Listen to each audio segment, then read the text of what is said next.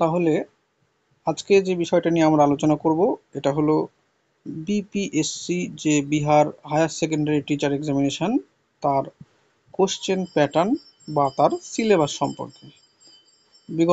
গতকাল আমাদের বিহার স্টেটের যে রেজাল্ট সেটা বের হয়ে গেছে।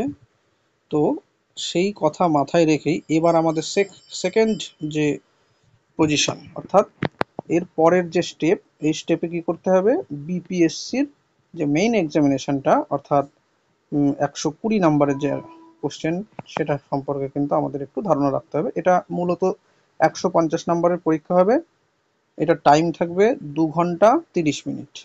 ঠিক আছে, এই 2 ঘন্টা 30 মিনিটের মধ্যে কিন্তু এটা 3টা সেগমেন্ট আছে। সেই 3টা সেগমেন্ট অর্থাৎ পার্ট 1, পার্ট 2 এবং পার্ট 3। তো এই বিষয় নিয়েই আজকের আমাদের এই আলোচনা। এখানে দেখো 2 ঘন্টা 30 মিনিট, এই হচ্ছে 2 ঘন্টা 30 মিনিটের পরীক্ষা। Total marks 150। এর মধ্যে 30 নাম্বার, এই 30 নাম্বার হচ্ছে পার্ট 1, 40 নাম্বার পার্ট 2 আর 80 নাম্বার পার্ট 3। এই হচ্ছে 3টে কিন্তু সেগমেন্ট। তাহলে এখানে কি বলছে যে 150 নাম্বার মাল্টিপল চয়েস কোশ্চেন হবে, 3টে পার্ট, পার্ট 1, পার্ট 2, পার্ট 3। ঠিক আছে, হায়ার সেকেন্ডারি টিচারের জন্য।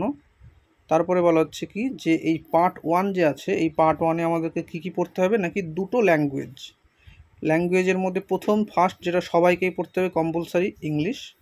আর বাকি সেকেন্ড ল্যাঙ্গুয়েজ হিসেবে সেটা হিন্দি, উর্দু বা বাংলা।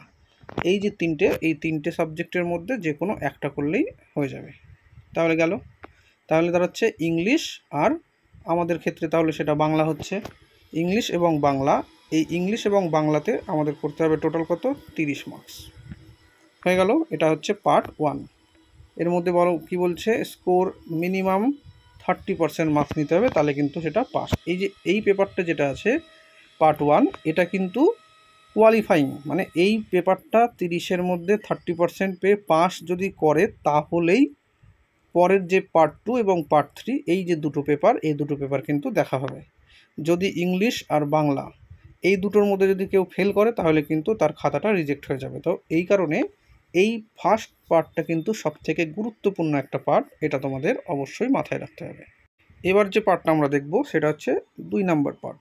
এই 2 নাম্বার পার্টের মধ্যে কি বলছে যে প্রাইমারি ম্যাথ, নর্মাল যে ম্যাথ হয় সেই ম্যাথ থাকবে, রিজনিং থাকবে, জেনারেল অ্যাওয়ারনেস থাকবে, জেনারেল সায়েন্স থাকবে, সোশ্যাল স্টাডিজ থাকবে, জিওগ্রাফি থাকবে, ইভিএস থাকবে এবং ইন্ডিয়ান ন্যাশনাল মুভমেন্ট থাকবে। এই টোটাল এই যে চ্যাপ্টারগুলো, এগুলো দেখতে হবে। তাহলে এর থেকে আমাদের কোশ্চেন মার্কস কত থাকবে, 40।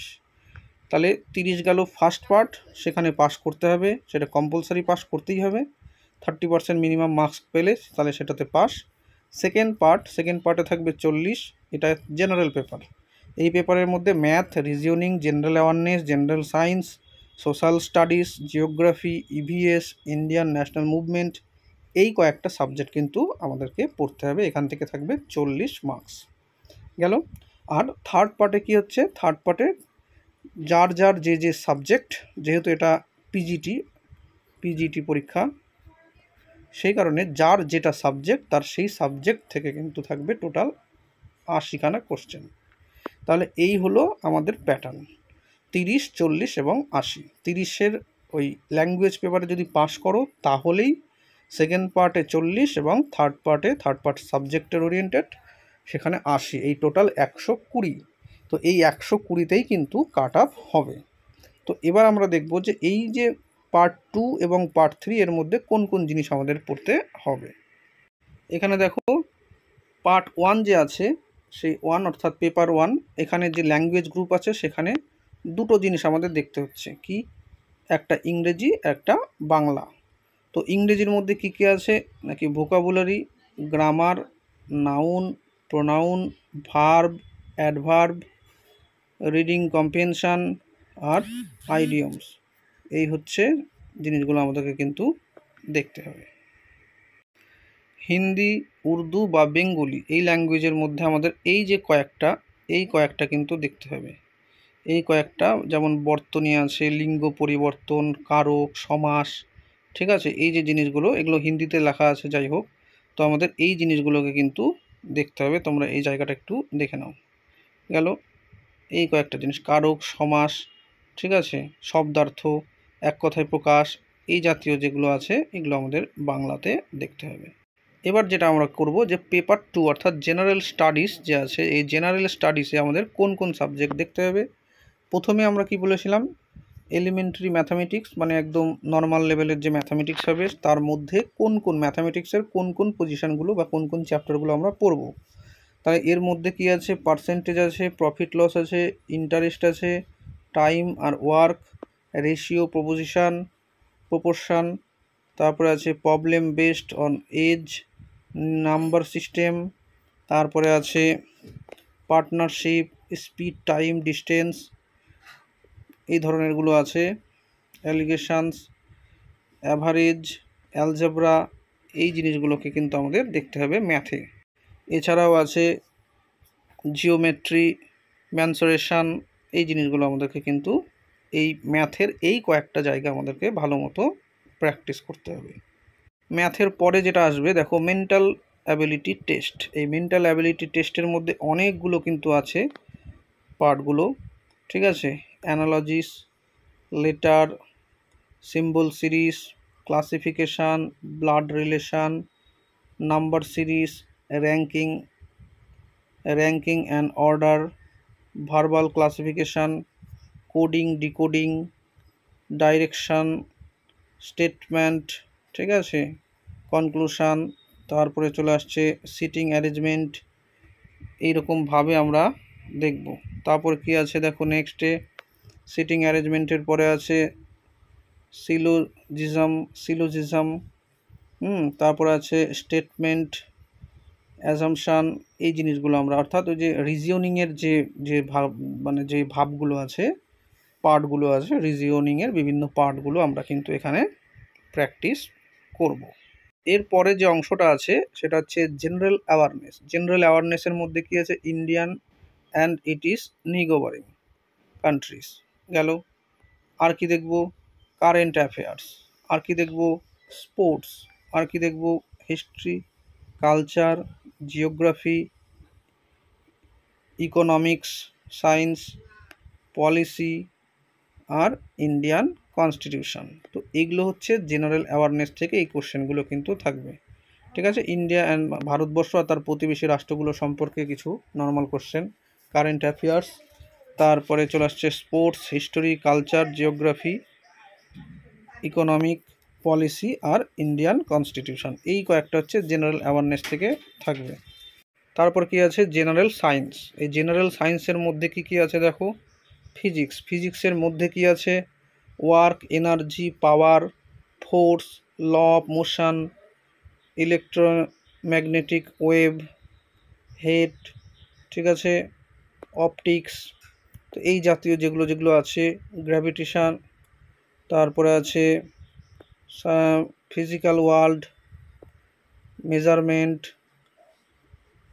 অ্যাটমস, নিউক্লিয়ার, তারপরে চলে আসছে কারেন্ট, এই জাতীয় যেগুলো যেগুলো আছে অনেকগুলো আছে। এর মধ্যে কি আছে, হেড, ইলেকট্রোস্ট্যাটিক্স, এই জিনিসগুলো, এইগুলো হচ্ছে এই ওটাতে আছে। আর কেমিস্ট্রিতে আবার কি আছে, কেমিস্ট্রিতে আছে হচ্ছে, এর মধ্যে আছে অ্যাটমসের মধ্যে আছে, তারপরে আছে হচ্ছে নেক্সট আছে পিরিয়ডিক ক্লাসিফিকেশান, এলিমেন্ট, অ্যাসিড, তারপরে base, salt, metal, non metal, states of matter, এই সমস্ত জিনিসগুলো আছে। তারপরে আছে কি, বায়োলজি, বায়োলজির মধ্যে কি আছে, plant, animal, skeletal system, nervous system, diagnostic system, vitamin, mineral, এই সমস্তগুলো আছে হচ্ছে বায়োলজি। তাহলে ফিজিক্স, কেমিস্ট্রি এবং বায়োলজি এই তিনটা থেকে এই জিনিসগুলো কিন্তু দেখতে হবে। তারপরে যেটা আসছে যে সোশ্যাল সায়েন্স, এখানে কি আছে, India and the contemporary world, contemporary India, demonstration politics, তারপর কি আছে, understanding economic development etcetera. Indian national মুভমেন্টের মধ্যে কি আছে, India on the eve of British conquest, মানে ব্রিটিশটা ওই কী বলছে, ব্রিটিশ যে কোম্পানি সেটা ভারতবর্ষে এস্টাবলিশমেন্ট যেটা হচ্ছে সেটাই বলা হচ্ছে ব্রিটিশ কনকুইস্ট অফ বেঙ্গল। বাংলাতে ব্রিটিশ সাম্রাজ্য স্টার্ট হচ্ছে। তারপরে আছে Mysore resistance to company explorations, তারপরে বার্থ অফ পাওয়ার, ঠিক আছে, constitution cause of British success in India, ব্রিটিশরা কীভাবে ভারতবর্ষে সাম্রাজ্য স্থাপন করেছে, মিলিটেন্ট ন্যাশনালিজম 1905 থেকে 1919, অ্যাংলো মারাঠা স্ট্রাগল, মারাঠা সাম্রাজ্যের সাথে মানে ইঙ্গো মারাঠা যুদ্ধর কথাটা বলা হচ্ছে, extension of British paramountcy through administrative পলিসির মাধ্যমে। তারপরে চলে আসছে relations of British India with neighbouring countries, ব্রিটিশরা ভারতবর্ষ যখন ছিল তখন তার আশেপাশের যে দেশগুলো ছিল তাদের সাথে কেমন সম্পর্ক ছিল, যেমন ইঙ্গো বর্মা যুদ্ধ হয়েছে, ইঙ্গো নেপাল যুদ্ধ হয়েছে, ইঙ্গো তিবেত যুদ্ধ হয়েছে, ইঙ্গো আফগান যুদ্ধ হয়েছে, এই জিনিসগুলো সম্পর্কে দেখতে হবে। তারপরে কী আছে, British India and the north West frontier, British সাম্রাজ্যের সময় উত্তর পশ্চিম সীমান্তে, অর্থাৎ উত্তর পশ্চিম সীমান্তের ক্ষেত্রে ওই শিখ শক্তির সম্পর্কে একটু দেখতে হবে, আর ওই ইঙ্গো আফগান যুদ্ধটা এই জায়গাটা একটু দেখতে হবে। গেল।